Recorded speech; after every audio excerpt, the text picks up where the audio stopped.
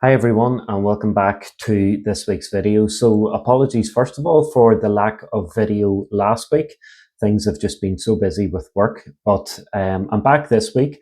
And the reason for this week's video was that I read on BBC News that Pension UK, who are a not-for-profit organisation who seek to influence government and try to help people get a better handle on where their pensions are at and what pensions they will have for the future, commissioned a report recently which found that 75% of people won't be able to afford a moderate lifestyle when they retire. So they reckon that these people are going to basically hit a cliff edge and they won't be able to afford a comfortable or even a moderate retirement when they retire. So first of all, we need to look at what is defined as being a moderate retirement. So the Pensions UK found that for someone to afford what's called a moderate income in retirement, they would have to have an income of 32,700 per year, and that's after tax. That's just for one person. For a couple, it would be 45,400. So that's what's called a moderate income. And they found that 75% of people won't be able to afford this. So as I said, there's three levels: basic, moderate, and comfortable. They did find, however, that 82% of people would be able to achieve what's called a minimum standard of living, which is 13,900 for one person and 22,500 for two people. So as we can see, there are different levels, but I think for most people, they will want to try and aim for at least a moderate, if not a comfortable standard of living in retirement. And this headline that 75% of people are not currently on track to hit a moderate income in retirement was very interesting for me. So in terms of what you can take from this and what you can do, what you need to start thinking about is where you're at the moment. So here are some things that you can do to make sure that you can give yourself the best possible chance of having at least a moderate income in retirement. So number one would be that you have a workplace pension. And if you have been offered a workplace pension, please take it up. Never opt out of it. So a workplace pension will allow you and your employer to pay into a pension pot. And typically what is found is that you pay in 5%, your employer will pay in 3%, and together you will build up a pot that is invested over time to allow yourself to have an income in retirement. So that would be number one. Make sure that you're in your workplace pension. Never opt out. It's free money that you're going to get from your employer and tax relief through government, so never opt out of it.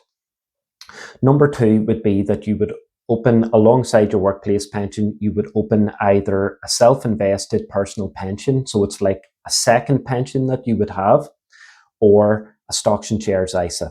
Now, both of these you're going to open up and you can have a look across different providers. So maybe Vanguard, Invest Engine, Trading 212, Free Trade, all of these names that I'm sure you've heard of before. Do a little bit of research and see if they are reputable and they have good reviews and all that sort of thing. And then you're going to open up an investment account. So it'll either be a self-invested personal pension or a stocks and shares ISA. And I have some videos already that I have put on my account to show you the differences and the drawbacks and benefits of both. Now, if you then are able to take some of your money that you have within your budget each month and invest it in either a self-invested personal pension or a stocks and shares ISA, what you're hoping to do then is to outperform inflation. So if you took this money and just invested it in a regular savings account, you might be able to get 3 or 4%.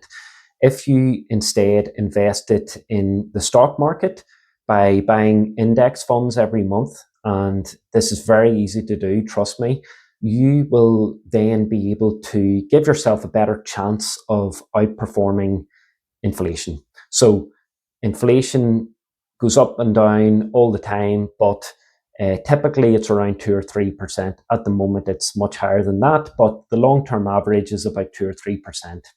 If you invest in the stock market, the long-term average is somewhere between 9 and 10%. So there's no guarantees, obviously. Your money can go up and down over time, but in the long term, if you can invest for 10, 15, 20 years' time, you stand a good chance of getting somewhere in the range of 8 to 10%. So if you can, alongside your workplace pension, you would open up a self-invested personal pension or a stocks and shares ISA. They have different rules around the money that you pay into it and what happens when you take the money out and the age that you can take the money out and the tax implications and all of that. But if you can, as I said, find some money within your budget by maybe cutting your costs, by maybe earning a bit more within your job, by taking on more hours, by trying to get that promotion, you will then be able to invest for your future self. And that's what it's all about.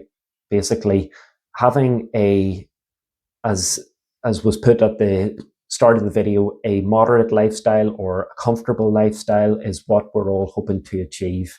And if you can start to think about this, and I think it's a good thing that Pensions UK have commissioned this piece of research, that they have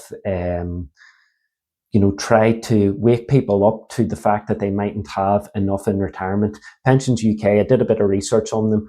They have been operating for over 100 years. They work as a not-for-profit organisation, and they are trying to influence government, and they're trying to obviously influence the wider public to think more about their retirement, to think more about investing, to think more about their pension. So I think this is a very positive thing. Obviously, the headline isn't very positive at all, that 75% of people are not going to have enough for retirement. But I think if they are getting people to think about these things, then I think that has to be a positive thing. So in some of my other videos, I have said that you should try and put away 15% of your overall income. Now, I know that this for some people will be completely unachievable. So the best thing to do is just try and figure out how much you can set aside, and don't worry about 5%, 10% on top of your workplace pension. Just start to think about, could I put away £25? Could I put away £50 a month? And then build it up over time as you maybe earn more money and as you get more confidence in investing. So yes, you'll see headline figures that you should do this and you should invest this amount and all of this sort of stuff. But the key thing is just to get started. Open up either a self-invested personal pension or a stocks and shares ISA and start to think about these things. Start to do a bit of research about globally diversified funds and index funds. And just trust me, if you watch some of my videos that I've put up so far and follow me maybe on TikTok, you'll see that it is not that complicated. The finance sector will make you believe that it's complicated so that you will pay some of their financial advisors to do it for you, but you don't need to. You can 100% do this by yourself. And if you follow my account, I will help you to get the knowledge and the confidence to do that. So that's it for this week, folks. It's a short video just to get back on it again in terms of posting videos. As I said, I'm trying to be consistent each week, trying to put the content out there, and hopefully you will get some value from this sort of content. If you have any queries about how you can go about investing or the types of account that you should look to open up, please leave a comment below. It would be great. And yeah, I'll, as I say, keep trying to put these videos out there. And I really appreciate the new subscribers, the likes and the comments as we're going through here. So thanks very much, folks.